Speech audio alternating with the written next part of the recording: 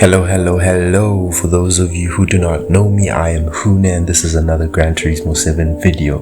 What you see on screen is a Shmee mobile. I hope I said that right. But basically this is Shmee 150's AMG GT Black Series. And I basically went for this color scheme because I'm a huge fan of Shmee and a player created this, so I went for it. So the number plate is SH61MEE, which if you know Shmee or at least follow him on his social media or on YouTube and the video he makes, this is one of his favorite cars, and currently as we speak he is in the US with this car, which is a UK based car, which is I believe right hand drive, but he has since technically transported the AMG GT. Hune HR. So yeah, we kick this episode of the Tourist and Farton videos or series with the almighty AMG GT Black Series. Hopefully I'll be able to do one with the 911 GT3 RS. So basically what I'm going to be doing for this specific episode is try record a lap time.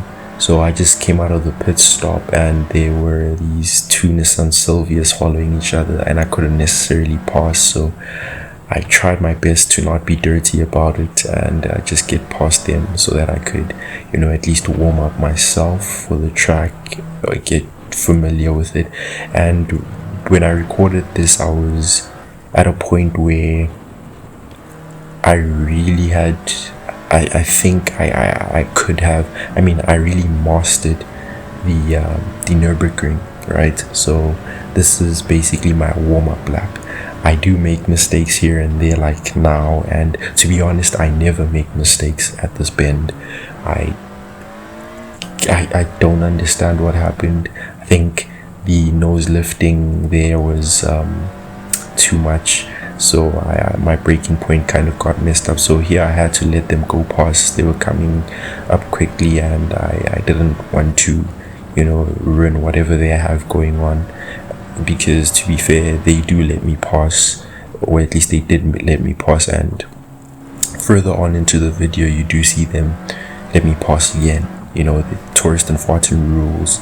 I think it's keep to the right and pass left. I could be wrong. I'm still learning these rules as they go, because so here I kind of went with a dirty little pass because I kind of went off the track a bit just to get past them. These mistakes that I make in this video, at least for the warm-up lap, ultimately what I did is try improve on that and not make the same mistakes, obviously, because for the final lap time you want it to be as flawless as possible, so that the lap time doesn't necessarily, for the purpose of the score sheet, it doesn't necessarily get disregarded or disqualified, because technically you're hitting barriers or you're going off track, so it doesn't count.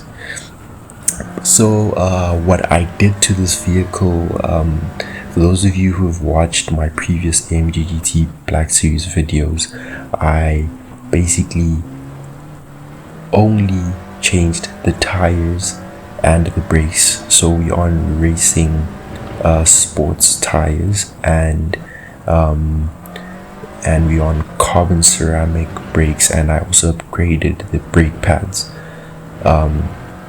I think it's carbon ceramic discs.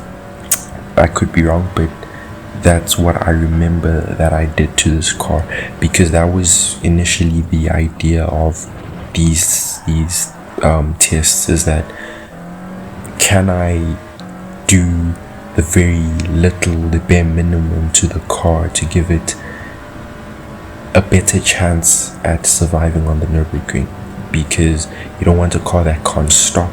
You don't want a car that has no grip, otherwise you'll obviously be hitting barriers left, right, and center.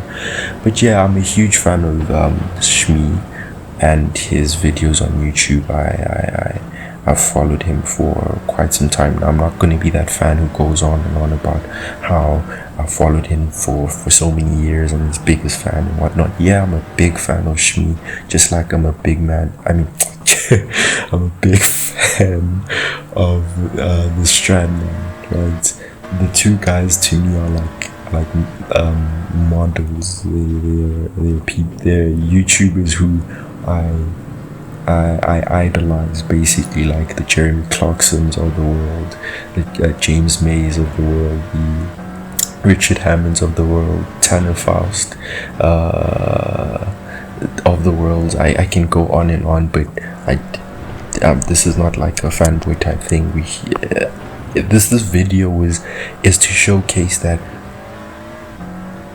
just because I record on certain tracks like Autodrome or Dentalagos, Red Bull Ring, Dragon Trail or Goodwood doesn't mean that I'm not good at other tracks, right? I think any player who's willing to learn and practice and make mistakes and correct and improve is capable of becoming good at a track like the Nurburgring. By the way, the Nurburgring is not like a 2-minute lap or a 1-minute lap. It is a 7-minute to 8-minute type of lap. Do you get me? It is a huge track. So there's a lot of memory that you have to memorize. So here I don't make a mistake for the warm-up lap. The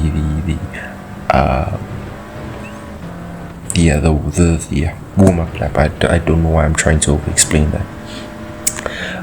I tend to do that a lot, but yeah. The Nurburgring is a challenging track, which it all boils down to how the players skill, knowledge of the track, how much you've memorized it, not obviously your adaptability to each car and how that car performs, so many factors. But yeah, if you want to, I don't know, text me anywhere on my socials. These are my socials. You can go ahead and text me there. Maybe you would like to challenge me, I don't know, to a GT7 Nurburgring race. For example, I'm down to have fun, man. So long as I'm friendly type of competition. I'm getting friendly type of competition. No bad sports or people who are gonna talk shit or talk smack. Excuse the language, but regardless, this straight I tend to mess up. But for the warm-up lap, I didn't, which was weird. I don't always mess it up. Don't get me wrong. I do get it correct sometimes, because you're coming off a lot of you're coming to the very end of the track with a lot of speed.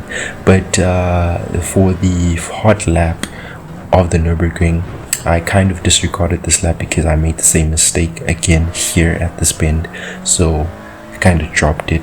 I went on with the track because kind of pointless going back. I just needed to correct. So obviously dynamic times and dynamic weather, this is an example of what I mean.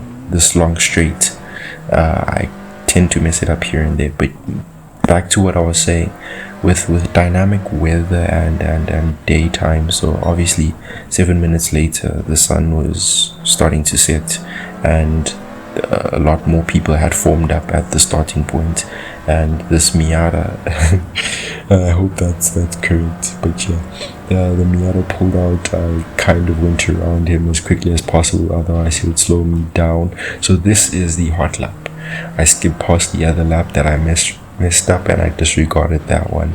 So I chose Shmee'S AMG because obviously it's the one AMG GT I know the most in terms of the looks and who it would belong to, and obviously because it's the king of the Nurburgring, and I thought what other better car to start off this Hotlap series type video with. So I chose this vehicle as I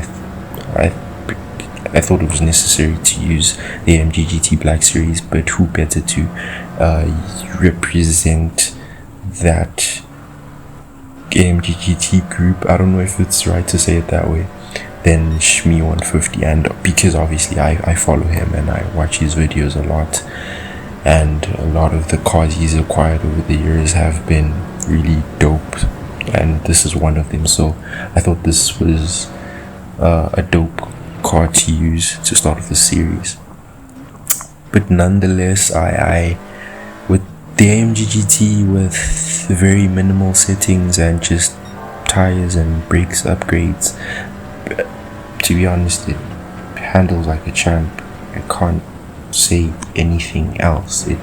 There's very little I can complain about besides my own driving, right? It then boils down to how I handle the car, right? And for this hot lap, I saw someone record a time of 6 minutes and 43 seconds, and I had done a 6 minute and 48 in the disregarded lap time, or at least hot lap.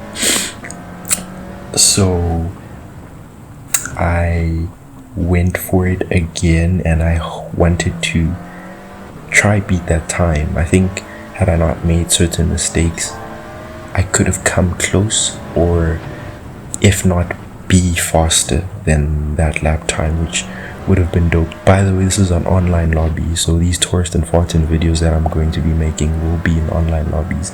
I think it's better to do it this way. It's more challenging, and there will be other players on the track, so it will kind of show my skill and my sportsmanship in terms of how I handle passing other players that are in this lobby, should I encounter any of them, like the two Nissan Silvias that I had like 2 encounters with earlier on in the video. So in this case, I think the guys I passed at the start of this hot lap, right, the third lap, who were formed up at the start of the track by the Sabine Schmidt corner. Don't ask me how I know that, but I know because obviously Sabine is like probably an icon at the Nurburgring, and RIP. Yeah. So coming up to the carousel, I kind of messed it up, but it wasn't, I don't think I could have lost that much time. But the guys who were formed up at the start at the Sabine Schmidt corner were, I think once I passed, some of them took off trying to chase me, and in that group I think there was a GP3 or GP4 car. So it's interesting to see that obviously the guy wasn't catching me. He was like 4 seconds behind, if that was him, right? The name is Wheel the Beast, and I can only assume it was, but that would be me taking like a wild guess, right? But I noticed at certain points on the map that he was behind me,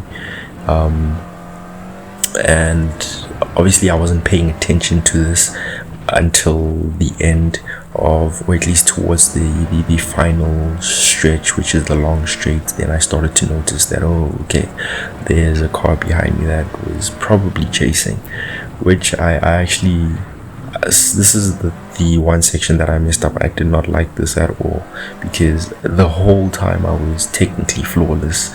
I might have gone a bit wide certain situations, but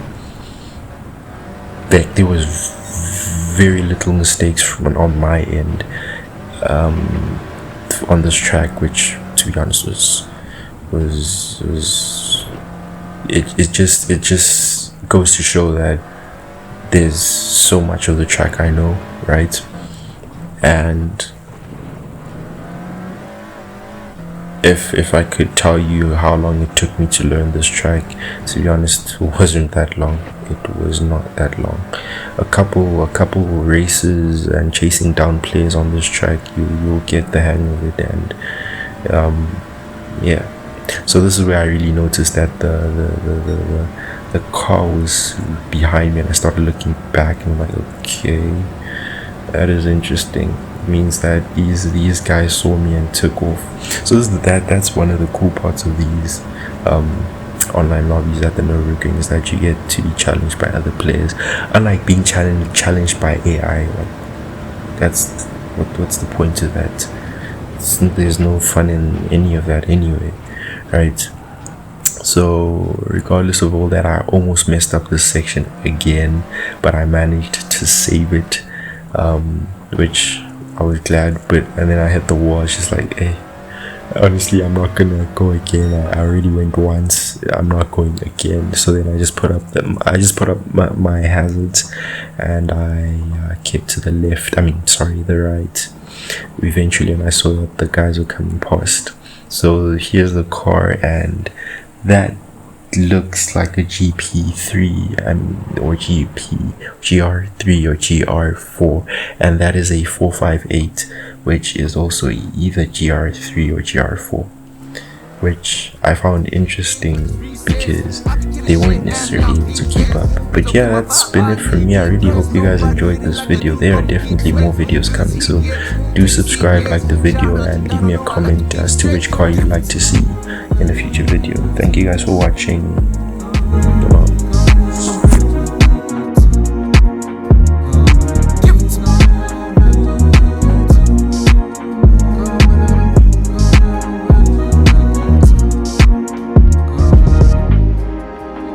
Web move.